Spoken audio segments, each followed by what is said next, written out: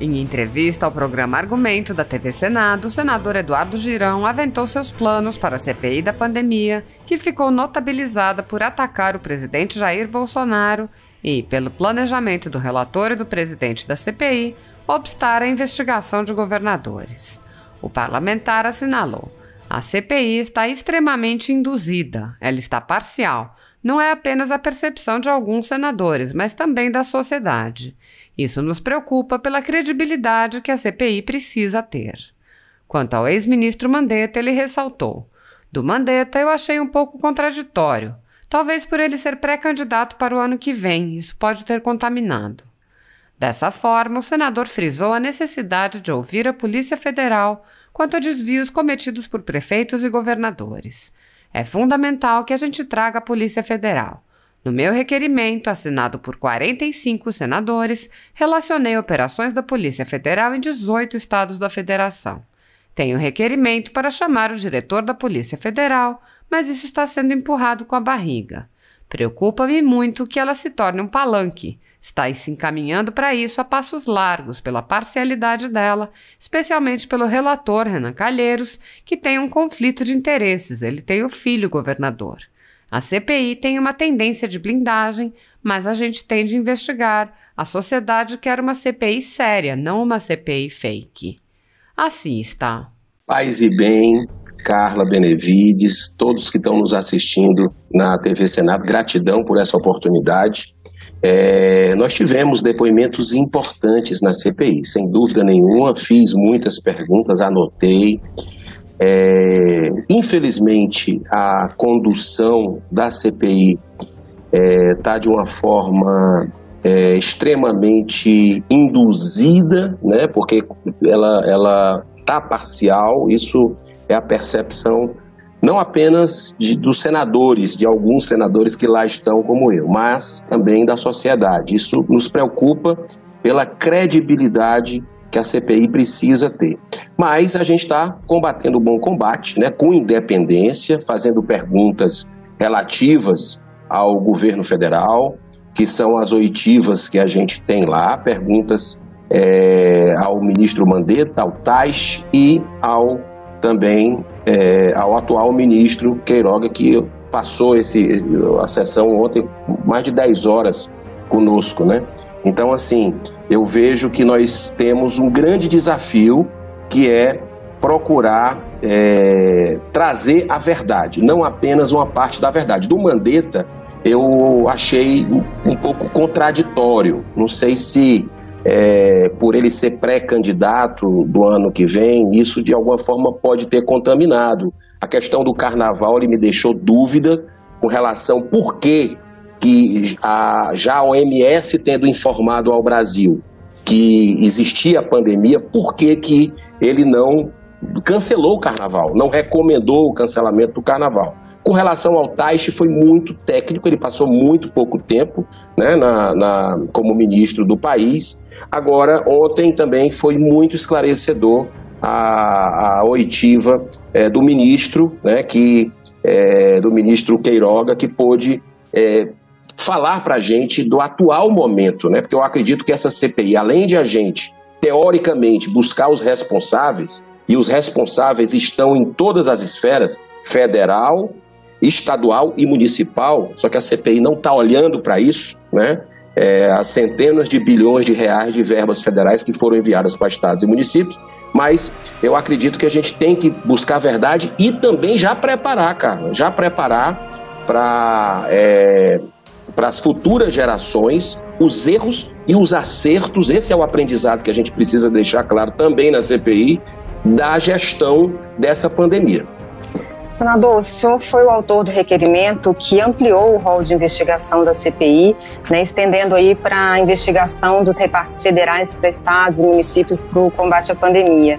O senhor questionou os ministros, os ex-ministros e o atual ministro sobre esse controle dessas despesas. Foi possível clarear já algum caminho desse dinheiro? Já foi possível ter mais ou menos uma noção de como tem que ser a linha de investigação dessa questão que o senhor destaca?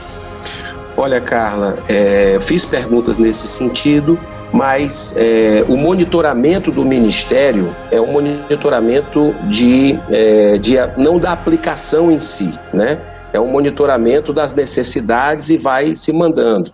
Por isso que é tão importante que a gente possa ouvir a PGR, que é um requerimento meu, né? Porque você sabe que a PGR pediu aos governadores, por exemplo, as explicações sobre o desmanche de hospital de campanha em poucos meses de funcionamento, quando todos sabiam que teria a segunda onda, né? Então, só para você ter uma ideia, no estado do Ceará, um hospital municipal foi gasto quase 100 milhões de reais. Em 5 meses depois que começou a chover denúncias, o hospital foi desmanchado da noite para o dia.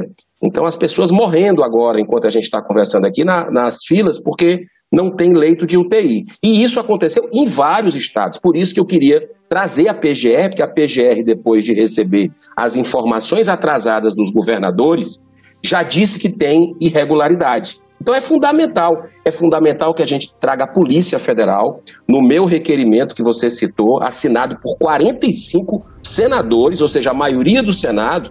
Eu relacionei as operações da Polícia Federal em, se eu não me engano, 18 estados da federação. Está lá os fatos determinados. E tem requerimento para a gente chamar o diretor da Polícia Federal aqui. Mas isso está sendo empurrado com a barriga, né? E me preocupa muito que essa CPI se torne um palanque político. E ela está caminhando a passos largos pela parcialidade dela, especialmente do relator, que tem conflito de interesses com o governador, que tem um filho que é governador, e não é possível fazer um meio relatório, ou você faz um relatório ou você não faz. Então a CPI dá uma tendência de blindagem. Então, mas a gente tem que investigar, eu acredito nisso, vou lutar por isso. A sociedade quer uma CPI séria e não uma CPI fake, porque isso não é justo com o país. A gente tendo tanta gente morrendo com questões sanitárias, problema de desemprego altíssimo, de fome, e a gente está fazendo palanque político. Você pegar os membros da CPI, tem muitos que são ali, que estão no xadrez político para 2022, claramente, inclusive até presidenciável ali dentro, né? Fora os pré-julgamentos que já foram feitos na grande mídia. Então isso vai desmoralizando a CPI perante a opinião pública. Isso não é correto. A gente, já que fez uma CPI, deixou de fazer reforma administrativa, reforma tributária, porque a energia vai para a CPI, vamos fazer uma CPI que busque toda a verdade? Não é isso que o povo de bem do Brasil merece?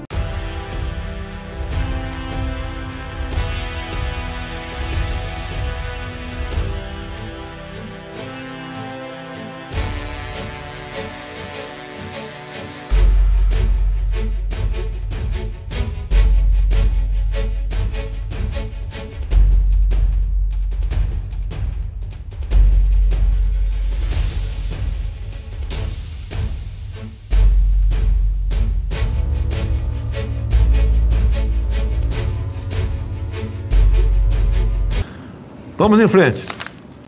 A Fiocruz é autorizada a produzir o insumo da vacina AstraZeneca. Começou lá com o Pazuello lá atrás. Agora eu descobri hoje que na CPI, eu tinha assistido, não dá para ouvir tudo, né? Porque, primeiro que é uma charopada, né? Raramente tem um senador ali, raramente não, tem senadores que bem intencionados fazem uns brilhantes trabalhos. Agora tem uns 4 ali que, pelo amor de Deus, sabem tudo. Vocês deviam se apresentar, se apresente você hoje, para ser ministro da Saúde. Eu te nomeio lá no lugar do Queiroga. E vai resolver o problema das mortes no Brasil. São os mesmos de sempre, 3 ou 4 ali, os mesmos de sempre. Eu fiquei 28 anos dentro da Câmara, sei o que é CPI, e na maioria das vezes para que serve. Sabem tudo. Ah, por que você não fez isso? Por que você fez aquilo? Ah, mas o presidente falou isso. Um lá, olha só que bonito. Eu queria estar na CPI, eu queria estar na CPI, né? Atenção aí, ministro. Quais dessas frases aqui mais matou gente no Brasil? Frase do presidente Jair Bolsonaro. E botou várias frases lá. Tá. Sabe qual seria a minha resposta? Ô, prezado senador. Excelentíssimo senhor senador. Frase não mata ninguém. O que mata é desvio de recurso público que seu Estado desviou. Então vamos investigar o teu filho, que a gente resolve esse problema. Desvio mata. Frase não mata. Parabenizo os senadores que têm feito um trabalho excepcional. Não é do meu lado, não. O lado da verdade.